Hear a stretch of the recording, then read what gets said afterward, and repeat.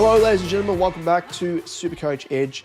And as you can see on screen, if you're watching us via YouTube, it's actually the show's being hosted by Brodie Grundy. This is the dulcet tones of Brodie Grundy stepping in for Damo as he is currently battling a little bit of illness. And as you can hear, sounds absolutely putrid, and likewise looks absolutely putrid as well. So we've got Brodie Grundy on the screen here, and we're going to be masquerading as Brodie Grundy for the entirety of this episode. If you're tuning into the audio podcast, this probably makes no sense whatsoever, but virtually we've got Brodie Grundy on screen here and behind the mic. First of all, just want to acknowledge how privileged it is to be on this this well-run production. Gee, thank you, Broads. How nice of you. Thank you very much, and I look forward to coming back on the podcast in the next 200. Well, he's gone and done it again. The great man, the ultimate G, as we will affectionately call him, Brodie Grundy, has done the double hundy. This man cannot be stopped. He's now the cheat code, I think, of SuperCoach. And in other news, we've had Lachie Neale now ruled out for the entirety of the home and away season due to a quad injury. We'll chat about, of course, the top 5, maybe even extend it out, top 10. We'll see how overzealous that we get that you could look at as possible replacements. But before we get stuck into things, of course, if you're not following us across our socials, you can do so via, of course, YouTube. Simply search SuperCoach Edge. Don't forget to subscribe to be notified of when our content drops from week to week. Twitter, at @Supercoach_Edge. You can find myself at DamoJ88. Liam, you can find at LiamEvans_95. Facebook, Insta, TikTok, just SuperCoach Edge, and you will find us there. Now let's kick things off with a brief look at how Liam and I both fared in round 21. And then update who is victorious in our in-season head-to-head, which of course has already been decided. I am victorious, of course, and just for the sake of prosperity, we will continue until the very end of the season. So for round 21, I ended up scoring a 2,736, so a very, very high scoring round again, and climbed 356 spots to now sit ranked 7,899th overall. Now, as you may have seen in my Team Talk episode coming out of round 20, I bit the bullet and used my very last trade on Jesse Cameron via Chera, who I think Carlton will maybe opt to rest for the remainder of the season due to that knee complaint.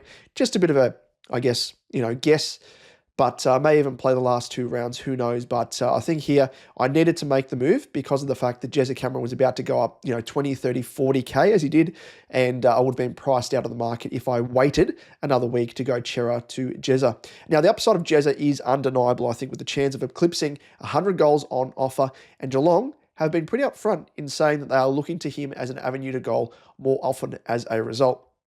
As such, his ceiling scores have never been higher, especially when you factor in that the Cats have Essendon, Sydney and Richmond in the last 3 games for the season. Now, Rosie being a late out, must say, was a little bit of a curveball, but highlights what we've been saying regarding having ample cover on the bench for these exact moments, with Clay Hall 60 as my emergency subbing in as a replacement score. So to check out how I went line by line and what I plan to do with my VC and C options to get over my Cash League opponents, be sure to check out my Team Talk episode that is now live on YouTube and via audio podcast. As for Liam, well, he scored a 2,271. Ranking-wise, well, he's got no more trades left and started sliding down the ranks, now ranked 49,161st.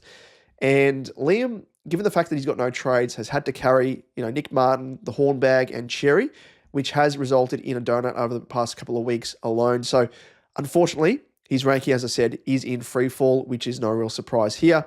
But Liam shouldn't really care, as he has just had a nice 2-week trip to Japan to cleanse himself of all things SuperCoach Warriors, and of course the Bombers, which reminds me actually that we get to end the home and away season as both suffering Carlton and Essendon supporters watching our sides attempt to play football against each other in round 24. But what a way to cap off the footy season, really. Now onto our head-to-heads. I ended up extending my lead 14 to Liam's 5, with our points differential now ticking over the 2K mark, which is a big margin, of course. But with that, let us move now into that time of the show to unveil our wrap-up of the week in parody song form with the Round Remix. Captain Loophole, double score dream, best 18 heroes, that's the ultimate scheme. SuperCoach hustle, points on the board, every player stats like a secret hoard. But now is the time to get your fix, it's the SuperCoach Edge Round Remix. Round Remix. Now, each week we hit play on a parody song which best summarises the round that was. Now, this round's remix track is a follow-up dedication to the OG cheat code himself, the ultimate G himself, the man who pulled out that double hundy. Let's press play on what's titled The Ultimate G.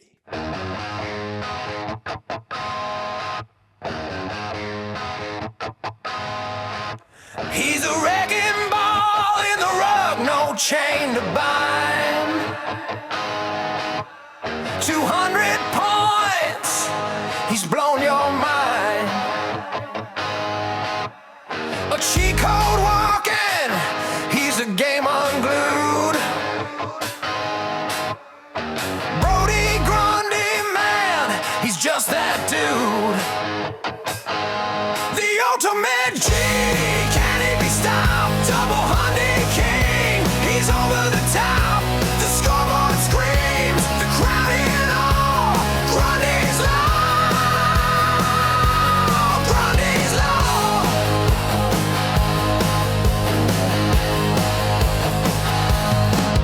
He's a phantom thief, stealing points at will. From the center bounce to the forward spill. Is he human? Or is he divine? When Grundy's out there, time don't align. Yeah. Fists in the air, hearts on the floor. You can't bench this man, he's your team's core. The ultimate G, can he be stopped? Double hundy king, he's over the top. The scoreboard screams, the crowd in awe. Grundy's law, Grundy's law, Grundy's law, Grundy's law.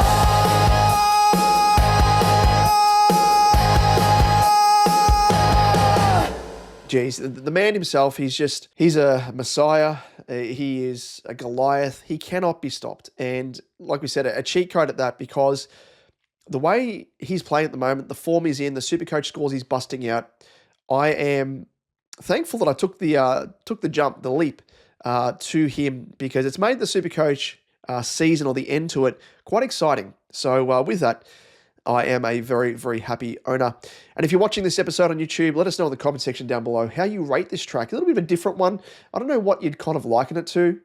It does sound very familiar, but I can't put my finger on it. But likewise, of course, as we always say, we take requests. So if you have any, creative ideas that come to mind, hit us up on socials, on Discord, and we will happily piece that idea together in a round remix recap. Now, with round 22 on the horizon, let's jump into trade talk with The Price is Right. The price is right. The price is wrong, bitch. Now, The Price is Right is the segment where we discuss potential trades and trade targets from week to week, or whether a specific player under question should even be traded at all. Now, attention at this time of the year, as we've said in recent weeks, is not so much about upgrade season. That's come and gone. Now it's firmly on patching holes, cashing out max cash cows, and looking at the best replacements for those out injured or suspended long term. Now, this week, we're focusing on replacements for Lachie Neale, who is ruled out for the last 3 games of the SuperCoach season. So let's kick things off with the category of cash them out. So those maxed out cash cows, similar to what we've been talking about in previous weeks here. Now, Zach Johnson, first up, midfielder, 227.7k with a break-even of 74. Now, Johnson is currently out of the Dons side, and for that to happen in spite of Essendon's injury list speaks to his unreliability. Has only managed scores of 41, 22 and 41 in his 3 most recent games, and may not make it back into the senior team, which makes him an easy candidate to cash out, especially given he's already dropped 22k over his past 2 weeks, and could drop more if he returns to the team. So I think for me, he's a top candidate. Get him out of your team and cash him in if you need that cash to make an upgrade elsewhere, and especially if you want to put cash on the head of Lachie Neale if you are an owner. Next up, we have Angus Clark, his teammate at the Dons, defender, 229.7k with a break-even of 58. Now, the bonus with Clark compared to Johnson is he's actually still playing. So he does provide valuable cover off the bench in a, break glass in case of emergency type situation. But his scoring leaves much to be desired with just 39 and 41 over the past 2 weeks. Now, this might be the peak of his price point, I think, having made 116.2k and has a higher break even on the horizon. So if you need to cash anyone in and maybe you don't own a Zach Johnson, Clark is one such candidate to have a look at. Now let's move on now to the trade-in candidates. In terms of these candidates here, we'll go down in terms of, I think, progressively in terms of price point, and we'll make our way down to, I guess, the value players, and we'll point them out as we touch on them. So top of the tree here, we have in terms of price point, 646.6k, averaging a 115.6. It is Lachie Neale as a defender, and in recent weeks, you would have all seen the fact that match-winning goal, 2 goals, in fact, to really win the game for the Saints against the D's, and he's only had 5 scores below 100 across the season, and taken his ceiling to another level in recent games with a 155, 149, 162 in 3 of his past 5 games. So his recent form line is just on a different level. Despite the high price point, much like Grundy, he is almost a cheat code. Such is his form, and that is only elevated further with remaining games against the Richmond, Essendon, and the Giants. He's currently the highest averaging defender with 115.6 and holding the highest 3-round average of 139.7 and a 5-round average of 132. And with that run of games to come, he could be a lock as the highest scoring defender for season 2025. Now, it probably goes without mentioning here, but Brodie Grundy, who is helping host this episode, he is someone that you should be looking at. Now, a very, very high price tag, of course, but it comes down to how much money you have in the bank. We're not going to mention him in great detail because I think he does really speak for himself, but his price tag is just literally in a different stratosphere. 756.9k, coming off a double 100. His break even is 119, believe it or not, and he's going to be very, very hard to get a hold of. And I think, even though there's only 3 rounds left of the season, a bit of a tougher matchup against the Lions in round 22, but then he's got the Cats, who don't really have a dedicated ruckman per se, and then West Coast, of course, as well, who concede the most points to opposition ruckmen. So it could be a massive, massive score, that game, in round 24, which coincides with the SuperCoach Grand Final. So if you're in, all important cash leagues or just leagues against, mates, definitely this is where he comes in handy across the finals period. So Brodie Grundy, he is that high price point, 756.9k, but as I said, he's a cheat code. His averages, since round 9 onwards, he's scored 120 plus better, bar 1 game there. Recent games, just to give you a taste, 179, 127, 154, 153, 137, and a 200. So the great man, he is absolutely going bananas. So yeah, if you've got that extra cash up your sleeve, I would still look at Grundy. Even that sounds ridiculous because of the price point, but you get what you pay for, really. Lachie Neale is probably the one that I'd be looking at beneath him. Again, a higher price point, not quite as much. I think he's around about 100k cheaper than Grundy, but just a couple of big dogs there. So if you do have some extra cash to splash, definitely look at both of these boys.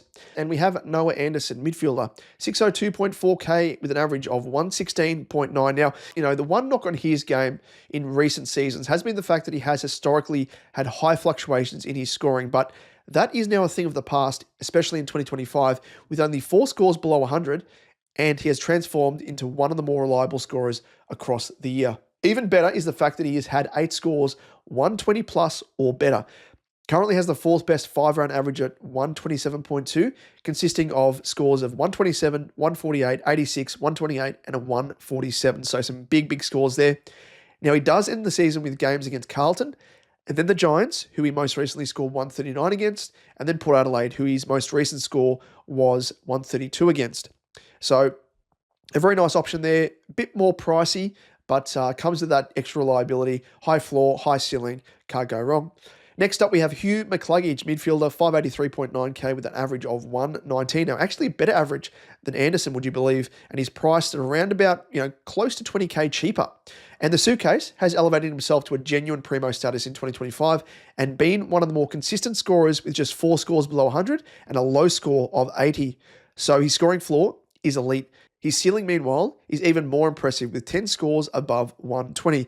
He has a 3-round average of 128.7, so in some very decent recent form, and comes at an absolute bargain as the 2nd highest averaging midfielder, yet is priced as the 6th highest midfielder.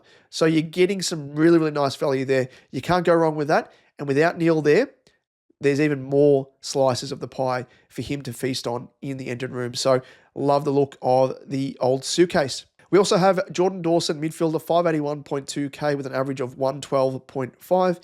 And whilst Dawson hasn't really been in the most reliable, form across the course of 2025, with 6 scores below 100, one thing that you can count on is his ceiling, which he is likely to reach against his remaining 3 opponents for 2025, who are all favourable matchups. These include West Coast, who he has scored 138 and 158 against in his past 2, Collingwood, who he has scored 132, 107 and 150 against in his past 3, and North Melbourne, who he has scored 96, 127 and 102 against in his past 3. He is currently averaging 112.5, as I said, and should easily raise that average in his run home. So don't mind him at a bit of a cheaper price point. But again, comparing, apples and apples, Hugh McCluggage, I think for me, just absolutely trumps him. And it shows that real value that we get with McCluggage. He's priced only 2.7k more expensive than Dawson, but he's got an average better at 6.5. So can't go wrong there. Max Holmes, defender mid. So the first player here that we have as DPP, 578.5k with an average of 112. And after a shaky start to 2025, Holmes has lifted his average from 101.6 at round 10 to now 112 with some massive scores, 3 of those being 150 plus scores, and only 1 score below 100 from those 10 games across that stretch where he's elevated his average.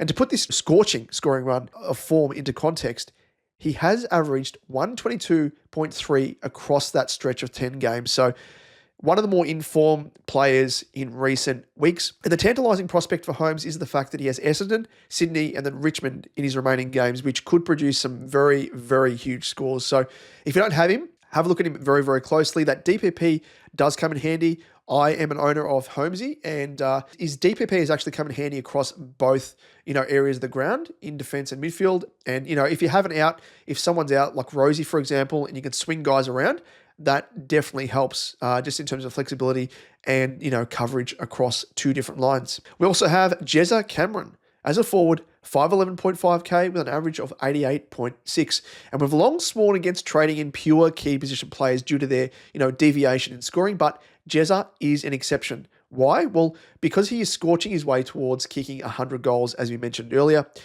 And as we mentioned, the Cats have been open about the fact they are purposely feeding him the ball more often in order to help him get there. He currently sits 25 goals away from the ton, which is just over an average of 8 goals needed a game to get there before the end of the home and away season. And that, of course, screams bulk Supercoach points and insane ceiling scores.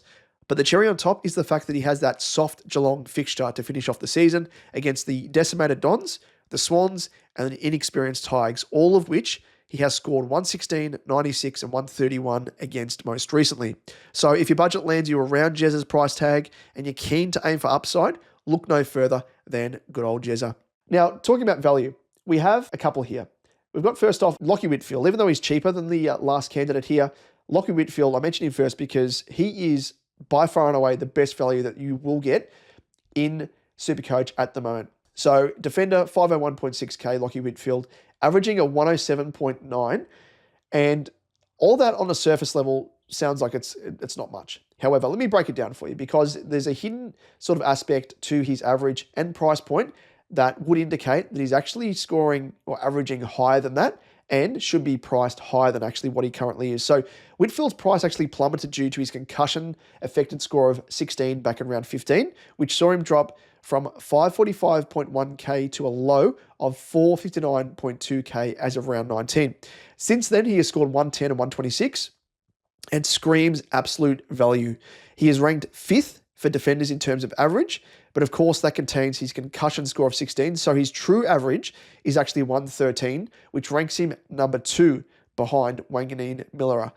Yep, despite being the second best averaging defender, he's actually priced as the 14th most expensive defender. So get yourself a complete bargain who faces a juicy North Melbourne this weekend, and he's probably one of the more reliable, consistent scorers across Supercoach. So if you are in the market for a defender, if you're able to swing some DVPs, trade Lachie Neale to Whitfield, You can't go wrong with that. So I do like him in terms of value. Now, to end things on another value player, a bit more pricier, it is Jack Sinclair, defender, priced at 546.7k with an average of 110.6. And it seems as though Sinks has recaptured his early and mid-season heights, with the Wang moving more into the midfield, allowing Sinks to rack up the points in defence and take bulk kick-ins. In his 3 most recent games, he has scored 120, 132, and 128, which coincides with Wang's move into the engine room, as I mentioned. The great thing about Sinks is when he tons, he goes large, hitting the heights of 120, 124, 128, 131, 132, 143, 145, and a 162 in 8 of the 13 games that he has tonned up in. So more than half of those games that he's tonned up, he's gone massive. He's gone 120 plus easily. He does face Richmond, Essendon, and the Giants to finish the season and should solidify his spot as a top averaging defender, given that he is currently ranked 4th overall. So again, another value player priced, anywhere between 500 to 550k. That's just pure value. So if you've already got Lachie Whitfield and you are chasing value, or you don't have as much cash to splash to go to a Wang and Miller or the like, I'd be looking very, very closely at Jack Sinclair, because both of these boys will finish in the top 6 averaging defenders. So if you are in the market to, use the injury to Lachie Neale to solidify your defense, if it's looking a bit flaky, then I would be looking at both of these boys. It is now, though, time to whack on the old captain's hat and go through the best VC and C options with I'm the captain now. Look at me. I'm the captain now. Now, I'm on the captain now. We chat about what VC and C options you've got for the upcoming round of SuperCoach. As always, we've scrounged through the data and found the best options for you to consider and narrowed it down to our top candidates. Now, first up, we have Brodie Grundy, and I think it'd be remiss of us if we were to overlook the man of the moment in the Ultimate G, whose recent form line of scores speak for themselves: 200, 137, 153, but has a slightly tougher matchup against the Lions in round 22, who aren't renowned for leaking points to Ruckman, with scores of 108 from Darcy Cameron, 105 from Witts, and English, just a score of 86, the most recent scores against the Lions. But this is Brodie Grundy we're talking about here, so really anything is possible. Throw all the rules out the window. This is a man that you can rely upon, especially as a nice little VC. But next up, we have Max Holmes, and Holmesy gets a plum matchup here against the Dons with recent scores of 155, 110, and 112. And even better is the fact that Essendon concede the 4th most points to midfielders in their past 10 games. Buckle up, I think it could be a big one. Also, we have Maxi Gawn, and Miso Goni comes up against Tim English this round, an opponent he has scored 130, 162, and 140 against in his past 3. And whilst English has minimised scores against lumbering, more or less mobile rucks, with a 54 to Fort and 75 to Nank, he has conceded points to the more mobile opponents, with 126 to Cherry, 179 to Grundy, and a 134 to Lloyd Meek. So it presents as a half-decent matchup to Gawn beneath the surface. So a little bit of digging there, but scratch beneath the surface and you'll see that Gawn has a nice matchup against Tim English. We also have the other man at the moment. It is the Wang. Nasai Wanganeen Millera. The man is operating just literally on a different level. And would you believe he faces the hapless Tigers, who are conceding the 3rd most points to opposition mids? And whilst his 3 most recent scores of 110, 105, and 114 against them don't really jump off the page, this is a different Wang that we are talking about. So expect the man to feast. We also have Marcus Lamont, Bontempelli, and Bont faces the Ds, who have been put through the absolute ringer with Goodwin being sacked, so could either galvanise them or make them vulnerable. But Bont's recent form against them presents a tasty prospect, with his 3 most recent scores reading 182, 126, and a 107. So the Ds have actually conceded the 6 most points to mids as well across the course of the season for added incentive. Now, there are a host of other players to really consider as well, who we will mention very, very quickly. Jezza Cameron, of course, against the Dons. They conceded the 4th most points to opposition forwards, with a 153 from Norton and a 150 from Sam Darcy, of the more notable tall forwards. So I've spoken enough about Jezza in terms of what he has on the line, to make that ton mark of goals for the season. So there's incentive there.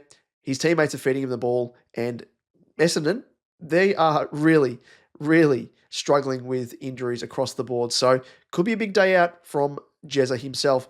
Now, Baslenka in the same game against the Dons, they concede the 4th most points to opposition mids.